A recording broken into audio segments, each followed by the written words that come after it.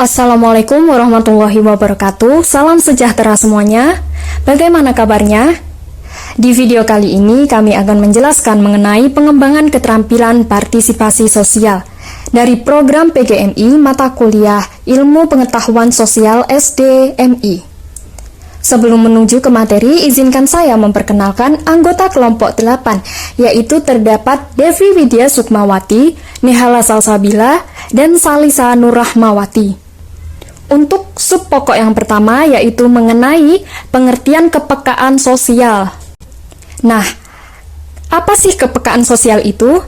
Secara harfiah, kepekaan berasal dari kata peka, yang berarti mudah merasa atau mudah terangsang.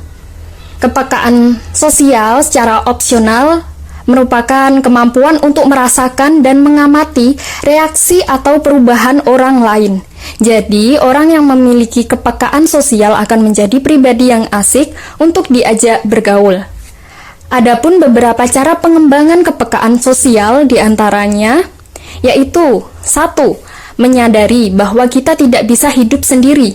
Kedua, bergaul dengan sebaik-baiknya dengan orang lain. Ketiga, memperhatikan dan memperbaiki cara berbicara. Keempat, terlibat dalam kegiatan sosial. Kelima, mengembangkan empati. Keenam, berperilaku profesional. Dan ketujuh, melihat dan bertindak. Jadi, kesimpulannya, kepekaan sosial anak ini dengan mudah terlihat dalam gaya pergaulan masing-masing individu ya.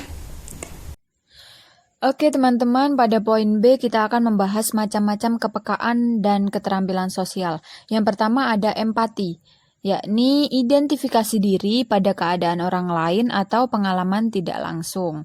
Yang kedua ada kepedulian sosial secara sederhana, yakni bentuk kepekaan sosial yang merupakan suatu keadaan di mana seseorang mudah merasakan perubahan terhadap hal-hal kecil yang terjadi di sekelilingnya. Lalu kerjasama manusia yang mana dengan akal budinya manusia dapat berpikir dan menemukan cara-cara yang paling tepat untuk memenuhi kebutuhan hidupnya, baik itu kebutuhan sebagai makhluk individual maupun sebagai makhluk sosial. Lalu yang keempat ada kesadaran diri, yakni kesadaran bahwa seseorang itu ada sebagai makhluk individu. Tanpa kesadaran diri akan menerima dan mempercayai pemikiran-pemikiran yang ada tanpa menanyakan siapakah diri itu sendiri. Lalu kita menuju ke poin C, yakni masuk ke partisipasi. Sebenarnya apa sih partisipasi itu teman-teman?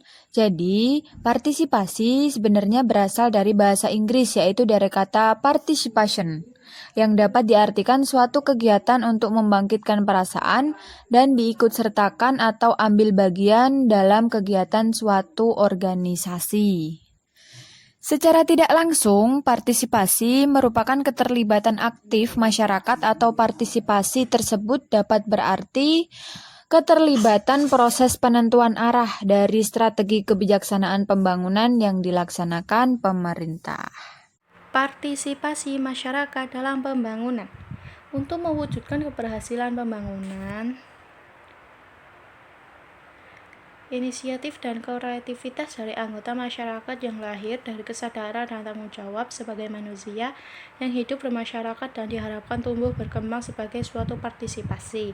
Sehubungan dengan partisipasi masyarakat dalam pembangunan, partisipasi merupakan keterlibatan masyarakat secara aktif. Masyarakat dapat juga terlibatan dalam proses penentuan arah, strategi, kebijaksanaan pembangunan yang dilaksanakan pemerintah.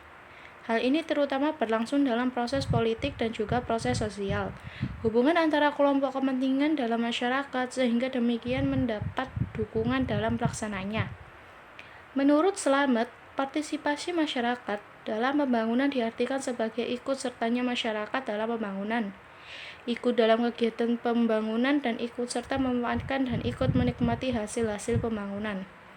Konsep partisipasi masyarakat dalam pembangunan sudah mulai dikenalkan oleh pemerintah sejak awal tahun 1980-an melalui istilah pemberdayaan masyarakat. Terima kasih atas perhatiannya, kurang lebihnya mohon maaf. Semoga materi yang telah kami sampaikan dapat memberikan informasi bagi kalian semua. Dan demikian akhir presentasi dari kami. Wassalamualaikum warahmatullahi wabarakatuh. Terima kasih atas perhatiannya, kurang lebihnya mohon maaf. Semoga materi yang telah kami sampaikan dapat memberikan informasi bagi kalian semua. Dan demikian akhir presentasi dari kami. Wassalamualaikum warahmatullahi wabarakatuh.